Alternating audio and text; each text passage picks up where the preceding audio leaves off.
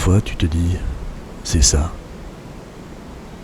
Devant moi, c'est la métaphore du dedans. Tu filmes, mais tes yeux sont tournés vers l'intérieur.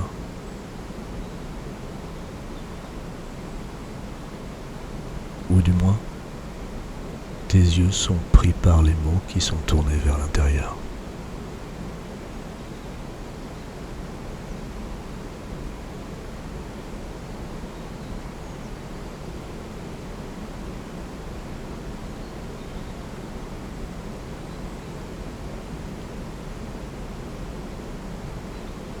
« 10 février 22.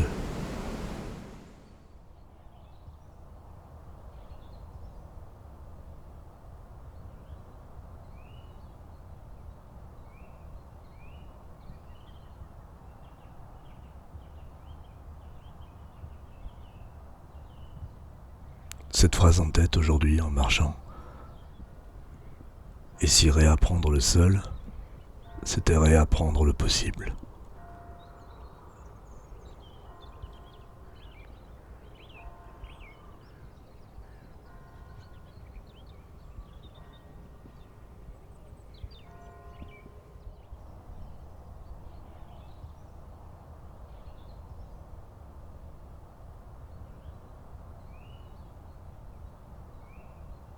« 11 février 22.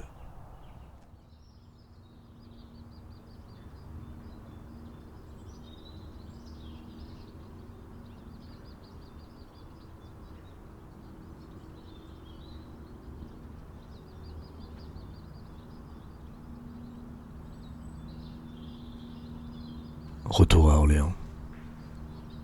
Elsa vient passer le week-end à la maison. La vie parfois peut être douce et simple. «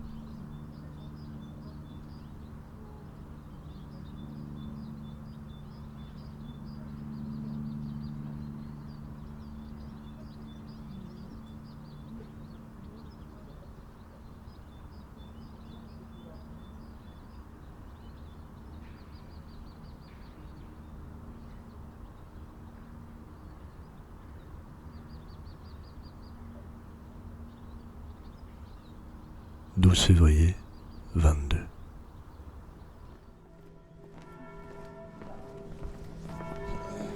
Arnaud de la Côte, dans son épisode du journal filmé, évoque l'importance de la voix et insère un extrait de mon journal où j'évoquais son invitation à réaliser un journal croisé.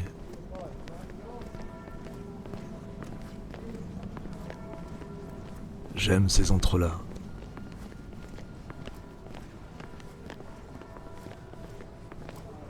Le soir, Elsa me montre son journal de l'année 2021, pour lequel elle filme chaque jour une seconde, pour un total d'environ 6 minutes, sans prise de son ni voix off, mais avec une musique. «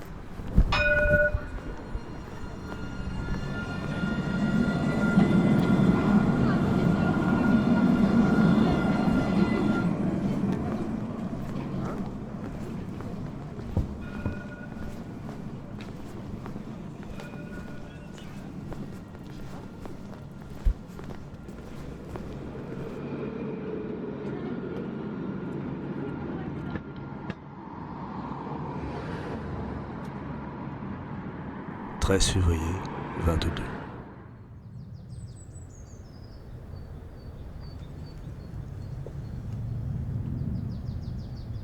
Tu guettes les signes du printemps.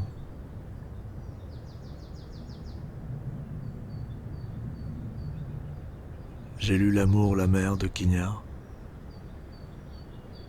Il y évoque le silence avant qu'une musique soit interprétée. Et le silence ensuite.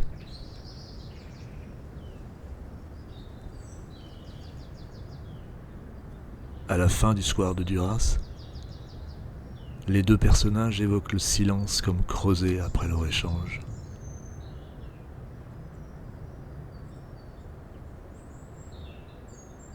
La voix off du journal n'est peut-être là que pour souligner le silence du monde, permettre de l'écouter.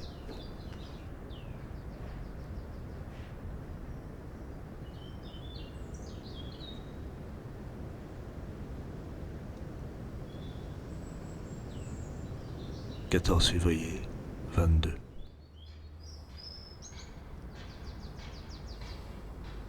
Il faut choisir ce qu'on veut rendre, et que ce soit toujours quelque chose non seulement de défini, non seulement de connaissable, mais encore d'inconnu.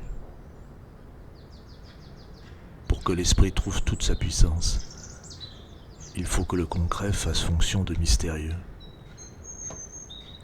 Toute pensée réussie, tout langage qui saisit, les mots auxquels ensuite on reconnaît l'écrivain, sont toujours le résultat d'un compromis entre un courant d'intelligence qui sort de lui et une ignorance qui lui advient, une surprise, un empêchement.